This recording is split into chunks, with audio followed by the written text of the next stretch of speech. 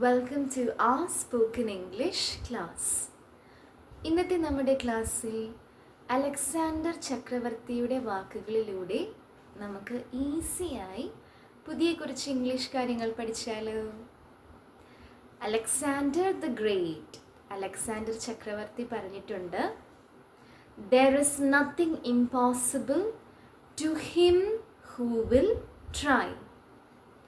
അസാധ്യമായി ഒന്നുമില്ല ആർക്ക്? ശ്രമിക്കുന്നവന്. അർത്ഥം അപ്പോൾ ഇങ്ങനെയാണ് വരിക: ശ്രമിക്കുന്നവന് അസാധ്യമായി ഒന്നുമില്ല. അപ്പോൾ ഈ വാക്കുകളിലൂടെ നമുക്ക് ഈസിയായി ഇന്ന് ഇംഗ്ലീഷിൽ പുതിയ കാര്യങ്ങൾ പഠിക്കാം. അലക്സാണ്ടർ ചക്രവർത്തി വളരെ ചെറിയ പ്രായത്തിലാണ് രാജാവായത്. മസഡോണിയയിലെ രാജാവായിരുന്നു. 20ാമത്തെ വയസ്സിലാണ് രാജാവായത്. എന്നിട്ട് 10 വർഷം നീണ്ടു നിന്ന ഒരു കോൺക്വസ്റ്റ് ആയിരുന്നു, ഒരു യുദ്ധമായിരുന്നു. ആ യുദ്ധത്തിലൂടെ ലോകത്തിലെ ഏറ്റവും വലിയ സാമ്രാജ്യം സൃഷ്ടിച്ച വ്യക്തിയാണ് അലക്സാണ്ടർ ചക്രവർത്തി. അപ്പോൾ അദ്ദേഹം പറഞ്ഞ വാക്കുകളാണ്: നമ്മൾ ശ്രമിക്കുമ്പോൾ നമുക്ക് ഉറപ്പായിട്ടും അസാധ്യമായി ഒന്നും തന്നെ ഇല്ല. ആദ്യം നമുക്ക് ഫസ്റ്റ് വാക്ക് തന്നെ എടുക്കാം, there. ഒരു സ്റ്റാർട്ടിങ് കിട്ടുവാൻ വേണ്ടി നമുക്ക് there എന്ന വാക്ക് ഉപയോഗിക്കാം. നമ്മൾ പറയുകയാണ്, ഒരു കഥ ഉണ്ട്. There is a story. ഒരു കഥ എന്ന് വെറുതെ നമുക്ക് പറയുവാൻ പറ്റില്ലല്ലോ. നമ്മൾ പറയുന്നതിൽ ഒരു സ്റ്റാർട്ടിങ് വേണം. ആ സ്റ്റാർട്ടിങ് നമുക്ക് there കൊണ്ട് ഇങ്ങനെ കൊടുക്കുവാൻ സാധിക്കും. ഒരു കഥയുണ്ട്, there is a story. ഒരു കാറുണ്ട്, there is a car. ഒരു ബുക്കുണ്ട്, there is a book. അപ്പോൾ ഈ രീതിയിൽ ഒരു സ്റ്റാർട്ടിങ് കിട്ടുവാൻ, അല്ലെങ്കിൽ എന്തെങ്കിലും നമ്മൾ ഉണ്ട് എന്ന് പറയുവാൻ നമുക്ക് there യൂസ് ചെയ്യുവാൻ സാധിക്കും. അപ്പോൾ ഒരു കാർ ഉണ്ട് എന്നെങ്ങനെ ഇംഗ്ലീഷിൽ പറയും? There is a car. There is a car. എൻ്റെ കാറുണ്ട്. There is my car. എൻ്റെ എന്ന് പറയുമ്പോൾ my എന്ന വാക്ക് ഉപയോഗിക്കുക. There is my car. എൻ്റെ കാറുണ്ട്. അപ്പോൾ നമ്മളൊരു ട്രിപ്പ് പോവുക എന്ന് വിചാരിക്കുക. ആരുടെ കാറിൽ പോകണം എന്നൊരു ചോദ്യം വരുമ്പോൾ നമ്മൾ പറയുകയാണ്, എൻ്റെ കാറുണ്ട്. There is my car. There is my car.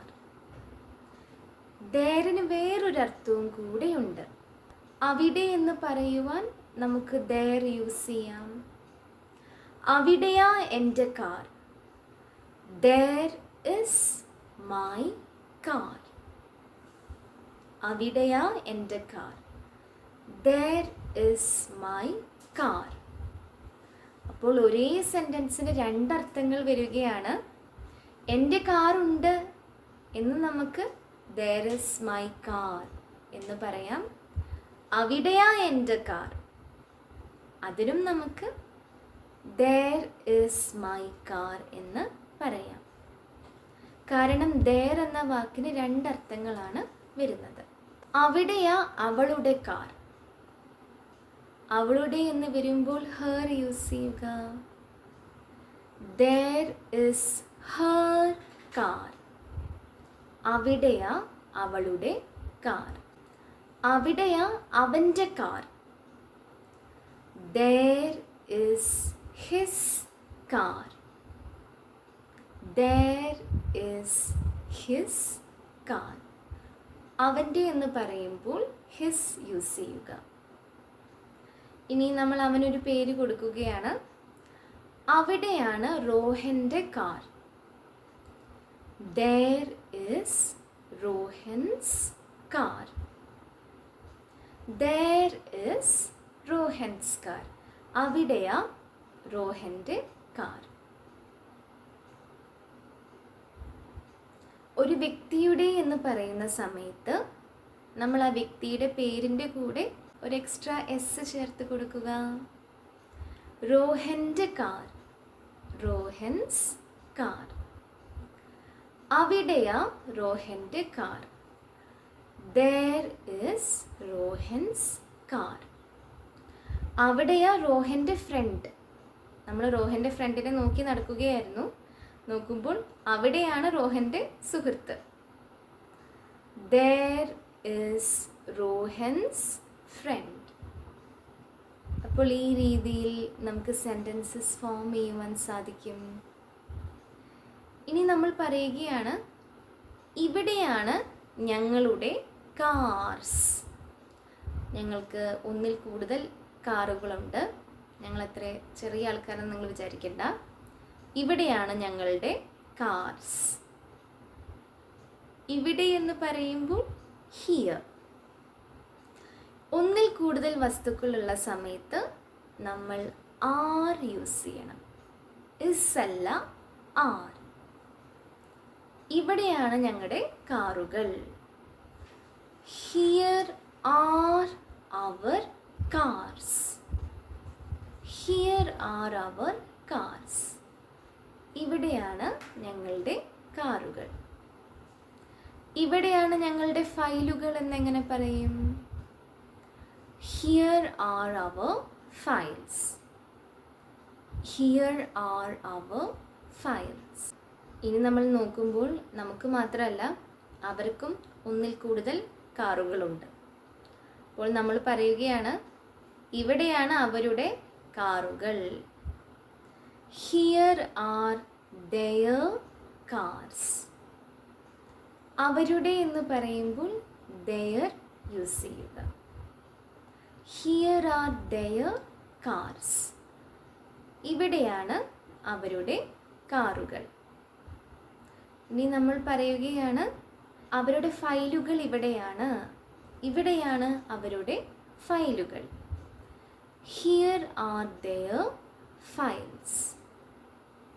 Here are their files. അവരുടെ എന്ന് പറയുമ്പോൾ ദെയർ യൂസ് ചെയ്യുക. അപ്പോൾ ഈ രീതിയിൽ നമുക്ക് സെൻറ്റൻസസ് ഫോം ചെയ്യുവാൻ സാധിക്കും. ഇനി നമ്മുടെ കൊട്ടേഷൻ ഒന്നുകൂടെ നോക്കിക്കേ. അതിലെ നെക്സ്റ്റ് വാക്ക് നമുക്ക് എടുക്കാം, നത്തിങ്. നത്തിങ് വെച്ചാൽ ഒന്നുമില്ല എന്നാണ് അർത്ഥം. നത്തിങ്. നോ പിന്നെ തിങ്. നോ എന്ന് വെച്ചാൽ ഇല്ല, അല്ല എന്നല്ലേ അർത്ഥം വരുന്നത്. നത്തിങ് എന്ന് വെച്ചാലും നമുക്കറിയാം ഒന്നുമില്ല എന്നർത്ഥമാണ് വരുന്നത്. അപ്പോൾ നമ്മൾ ഇംഗ്ലീഷിൽ പറയുകയാണ്, അവളൊന്നും പറഞ്ഞില്ല. She said nothing. സേ എന്ന വാക്കാണ് പറയുക എന്ന വാക്കിൻ്റെ ഇംഗ്ലീഷ്. ഒരു വ്യക്തി ഒരു കാര്യം പറഞ്ഞു കഴിയുമ്പോൾ നമ്മൾ സെറ്റ് എന്ന് യൂസ് ചെയ്യണം. അപ്പോൾ സേ എന്ന് പറയരുത്, പറഞ്ഞു കഴിയുമ്പോൾ സെറ്റ് എന്നാവും. അവളൊന്നും പറഞ്ഞില്ല. അപ്പോൾ ഓൾറെഡി ആ സംഭവം കഴിഞ്ഞല്ലോ. ഷീ സേ എന്ന് വരില്ല. She said nothing. അവളൊന്നും പറഞ്ഞില്ല. അവൾ എന്നോടൊന്നും പറഞ്ഞില്ല. She said nothing to me. To എന്ന വാക്ക് ഒരു ഡിറക്ഷൻ കാണിക്കാനാണ് ഉപയോഗിക്കുന്നത്. ആരോട് പറഞ്ഞില്ല? എന്നോട്. To me. She said nothing to me. അവൾ എന്നോടൊന്നും പറഞ്ഞില്ല. അപ്പോൾ ഇംഗ്ലീഷിൽ സെൻറ്റൻസ് ഉണ്ടാക്കുമ്പോൾ നമ്മൾ എപ്പോഴും ശ്രദ്ധിക്കേണ്ടത്, ആദ്യം സെൻറ്റൻസിലെ മെയിൻ ആളെ വെക്കുക. അവളൊന്നും പറഞ്ഞില്ല എന്ന് പറയുമ്പോൾ അവളല്ലേ മെയിൻ ആള്. ആദ്യം ഷീ, ഇനി ആക്ഷൻ. പറഞ്ഞില്ല എന്നാണ്. ആക്ഷൻ വരുന്നത് പറയുക എന്ന വാക്കാണ്. She set. കഴിഞ്ഞ കാര്യമായത് കാരണം സെറ്റ്. പക്ഷെ ഒന്നും പറഞ്ഞില്ല. നത്തിങ്. ആരോട്? എന്നോട്. To me. She said nothing to me. അവൾ എന്നോടൊന്നും പറഞ്ഞില്ല. അവൾ പ്രിയയോടൊന്നും പറഞ്ഞില്ല. അതെങ്ങനെ നമ്മൾ ഇംഗ്ലീഷിൽ പറയും? Very good. She said nothing to Priya. She said nothing to Priya. അവൾ അവരോടൊന്നും പറഞ്ഞില്ല. She said nothing to them. അവരോട് എന്ന് പറയുമ്പോൾ ഇംഗ്ലീഷിൽ them യൂസ് ചെയ്യുക. അവൾ അവരോടൊന്നും പറഞ്ഞില്ല. She said nothing to them. അവൾ അവരോട് മാത്രമല്ല ഞങ്ങളോട് ഒന്നും പറഞ്ഞില്ല. ഞങ്ങളോട് എന്ന് ഇംഗ്ലീഷിൽ us യൂസ് ചെയ്യുക. She said nothing to us. She said nothing to us. അവൾ അവനോടൊന്നും പറഞ്ഞില്ല. She said nothing to him. അവനോട് എന്ന് പറയുമ്പോൾ him. അപ്പോൾ ഈ രീതിയിൽ നമുക്ക് സെൻറ്റൻസസ് ഫോം ചെയ്യുവാൻ സാധിക്കും. ഇനി നമ്മൾ പറയുകയാണ് സ്നേഹ ഒന്നും കഴിച്ചില്ല. സ്നേഹ എന്തോ ഭക്ഷണം കഴിച്ചില്ല. അപ്പോൾ കഴിക്കുക എന്ന വാക്ക് ഈറ്റ്. ഇത് നടന്നു കഴിഞ്ഞൊരു സംഭവമല്ലേ, അപ്പോൾ നമ്മൾ ഏറ്റ് എന്ന് ഉപയോഗിക്കണം. സ്നേഹ ഏറ്റ് നത്തിങ്. സ്നേഹ ഭക്ഷണമൊന്നും കഴിച്ചില്ല. റോഹൻ ഭക്ഷണമൊന്നും കഴിച്ചില്ല എന്നെങ്ങനെ പറയും? റോഹൻ ഏറ്റ് നത്തിങ്. ആദ്യം സെൻറ്റൻസിലെ മെയിൻ ആളുടെ പേര് പറയുക, റോഹൻ. ഇനി ആക്ഷൻ. ഇവിടെ ഭക്ഷണം കഴിക്കുകയാണ് ആക്ഷൻ, പക്ഷേ റോഹൻ ഒന്നും കഴിച്ചില്ല എന്ന് നമ്മൾ പറയുകയാണ്. അപ്പോൾ ഓൾറെഡി കഴിഞ്ഞൊരു സംഭവമാണ്. ഈറ്റ് എന്നല്ല, കഴിഞ്ഞൊരു സംഭവത്തെക്കുറിച്ച് പറയുമ്പോൾ ഏറ്റ് എന്ന് പറയും. റോഹൻ ഏറ്റ് ഒന്നും കഴിച്ചില്ല, നത്തിങ്. റോഹൻ ഭക്ഷണമൊന്നും കഴിച്ചില്ല. റോഹൻ ഏറ്റ് നത്തിങ്. ഞങ്ങളൊന്നും കഴിച്ചില്ല, ഞങ്ങൾ ഭക്ഷണമൊന്നും കഴിച്ചില്ല. അതെങ്ങനെ പറയും? We ate nothing. ഞങ്ങൾക്ക് എന്തോ ടേസ്റ്റ് അത്ര ഇഷ്ടമായില്ല, അതുകൊണ്ട് ഞങ്ങൾ ഫുഡ് കഴിച്ചില്ല. We ate nothing. അപ്പോൾ ഈ രീതിയിൽ നമുക്ക് സെൻറ്റൻസസ് ഫോം ചെയ്യുവാൻ സാധിക്കും. ഇനി നമ്മൾ പറയുകയാണ് അവരൊന്നും പഠിച്ചില്ല. നമ്മൾ അവരോട് പഠിക്കുവാൻ പറഞ്ഞതായിരുന്നു, പക്ഷെ അവരൊന്നും പഠിച്ചില്ല. അവരെന്ന് പറയുമ്പോൾ ദേ. പഠിക്കുക എന്ന വാക്ക് ഇംഗ്ലീഷിൽ സ്റ്റഡി. കഴിഞ്ഞു പോയൊരു കാര്യത്തെ പറ്റി പറയുമ്പോൾ സ്റ്റഡീഡ് എന്ന് വേണം ഉപയോഗിക്കാൻ. അവരൊന്നും പഠിച്ചില്ല. ദേ സ്റ്റഡീഡ് നത്തിങ്. ഒന്നുമില്ല എന്ന വാക്കാണ് നത്തിങ്. ദേ സ്റ്റഡീഡ് നത്തിങ്. അവനൊന്നും പഠിച്ചില്ല. He studied nothing. He studied nothing. ഇനി നമ്മൾ സെൻറ്റൻസിന് വേണ്ടി പറയുകയാണ് ഞാനൊന്നും പഠിച്ചില്ല എന്നെങ്ങനെ ഇംഗ്ലീഷിൽ പറയും? ഞാനെന്ന് പറയുമ്പോൾ ഐ സ്റ്റഡീഡ് നത്തിങ്. ഞാനൊന്നും പഠിച്ചില്ല. നമ്മൾ ഈ സെൻറ്റൻസ് ഡെയിലി യൂസിന് നമ്മൾ ഉപയോഗിക്കാൻ പാടില്ല, കാരണം നമ്മൾ പഠിക്കണമല്ലോ. അപ്പോൾ സെൻറ്റൻസിന് വേണ്ടി നമ്മൾ ഉപയോഗിച്ചതാണ്. ഞാനെന്ന് പറയുന്ന സെൻറ്റൻസ് വരുമ്പോൾ ഐ യൂസ് ചെയ്യുക. അപ്പോൾ ഈ രീതിയിൽ നമുക്ക് സെൻറ്റൻസസ് ഫോം ചെയ്യുവാൻ സാധിക്കും. ഒരു ചെറിയ കാര്യം കൂടി നമുക്ക് വേഗം പഠിക്കാം. നമ്മുടെ കൊട്ടേഷൻ ഒന്നുകൂടെ നോക്കിക്കേ. There is nothing impossible to him. ഒരു വ്യക്തിക്ക് അസാധ്യമായി ഒന്നുമില്ല. ഹൂ വിൽ ട്രൈ, ശ്രമിക്കുന്ന വ്യക്തിക്ക് എന്ന് പറയുകയാണ്. ശ്രമിക്കുന്നവന് അസാധ്യമായി ഒന്നുമില്ല. അപ്പോൾ ആ വ്യക്തിയെക്കുറിച്ച് കൂടുതൽ പറയുകയാണ്, ആ വ്യക്തി ശ്രമിക്കണം എന്ന് പറയുകയാണ്. അങ്ങനെ ഒരു വ്യക്തിയെക്കുറിച്ച് കൂടുതൽ ഡീറ്റെയിൽസ് കൊടുക്കുവാൻ നമുക്ക് ഹൂ യൂസ് ചെയ്യാം. ഹൂ യൂസ് ചെയ്തുകൊണ്ട് ഒരു വ്യക്തിയുടെ എക്സ്ട്രാ ഡീറ്റെയിൽസ് നമുക്ക് പറയാം. അപ്പോൾ ഒരു സെൻറ്റൻസ് നമുക്ക് എടുക്കാം. The person who is singing is my brother. പാടിക്കൊണ്ടിരിക്കുന്ന വ്യക്തി എൻ്റെ ബ്രദറാണ്. അപ്പോൾ നമ്മൾ ആദ്യം വ്യക്തി എന്ന് പറഞ്ഞു, ദ പേഴ്സൺ. ആദ്യമേ നമ്മൾ ബ്രദറാന്ന് പറയുന്നില്ല, നമ്മളൊരു ഇൻട്രൊഡക്ഷൻ കൊടുക്കുകയാണ്.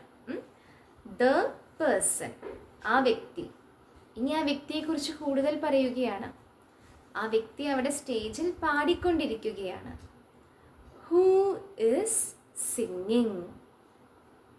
ഒരു വ്യക്തിയെക്കുറിച്ച് കൂടുതൽ പറയുവാൻ ഹൂ യൂസ് ചെയ്യുക. പാടിക്കൊണ്ടിരിക്കുന്ന വ്യക്തി വേറെ ആരുമല്ല, എൻ്റെ ആങ്ങളയാണ്. Is my brother.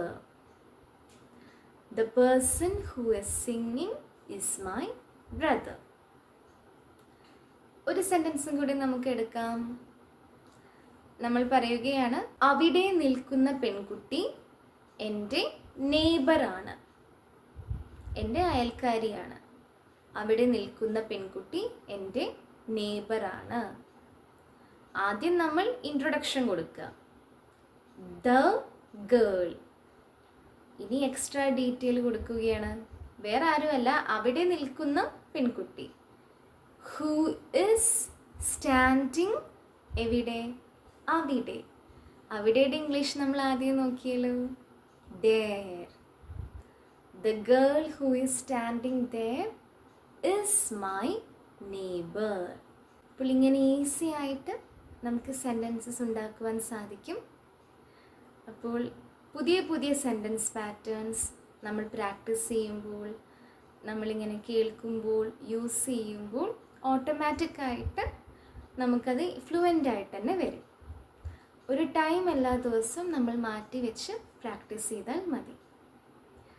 ഇന്നത്തെ ഹോംവർക്ക് ക്വസ്റ്റ്യൻസ് എന്താ നമുക്ക് നോക്കാം. എല്ലാ ക്ലാസ്സിലും 3 ക്വസ്റ്റ്യൻസ് ഉണ്ട്. ആ ക്വസ്റ്റ്യൻസ് എല്ലാവരും ഇംഗ്ലീഷിൽ ട്രാൻസ്ലേറ്റ് ചെയ്യുക. ആൻസേഴ്സ് കമൻറ്റ് ബോക്സിൽ ഇടുക. അപ്പോൾ ആൻസേഴ്സ് ഇടുന്ന എല്ലാവർക്കും കൺഗ്രാറ്റുലേഷൻസ്. കറക്റ്റ് കിട്ടുന്ന എല്ലാവർക്കും പ്രത്യേകം കൺഗ്രാറ്റുലേഷൻസ്. ഡിസ്ക്രിപ്ഷൻ ബോക്സിൽ കഴിഞ്ഞ ക്ലാസ്സിൻ്റെ ആൻസേഴ്സ് ഇട്ടിട്ടുണ്ട്. ഇന്നത്തെ ക്വസ്റ്റ്യൻസ് എന്താണെന്ന് നമുക്ക് നോക്കാം. ഈ സെൻറ്റൻസസ് എല്ലാം നിങ്ങൾ ഇംഗ്ലീഷിലേക്ക് ട്രാൻസ്ലേറ്റ് ചെയ്യുക. ഫസ്റ്റ് ക്വസ്റ്റ്യൻ, അവിടെയാ എൻ്റെ വീട്. അവിടെയാ എൻ്റെ വീട്. സെക്കൻഡ് ക്വസ്റ്റ്യൻ, സന ഒന്നും പറഞ്ഞില്ല. സന ഒന്നും പറഞ്ഞില്ല. തേർഡ് ക്വസ്റ്റ്യൻ, ഞങ്ങളൊന്നും കേട്ടില്ല. ഞങ്ങളൊന്നും കേട്ടില്ല. കേൾക്കുക എന്ന വാക്ക് ഹിയർ. അപ്പോൾ ഓൾറെഡി നടന്നൊരു സംഭവമല്ലേ. ഹേർഡ് എന്ന വാക്ക് യൂസ് ചെയ്തിട്ട് സെൻറ്റൻസ് ഉണ്ടാക്കുക. അപ്പോൾ ഇന്നത്തെ ക്ലാസ് ഇഷ്ടമായി എന്ന് വിശ്വസിക്കുന്നു. ഇഷ്ടമായെങ്കിൽ ഉറപ്പായിട്ടും like, comment, share and also subscribe. So see you in the next video. Have a nice day.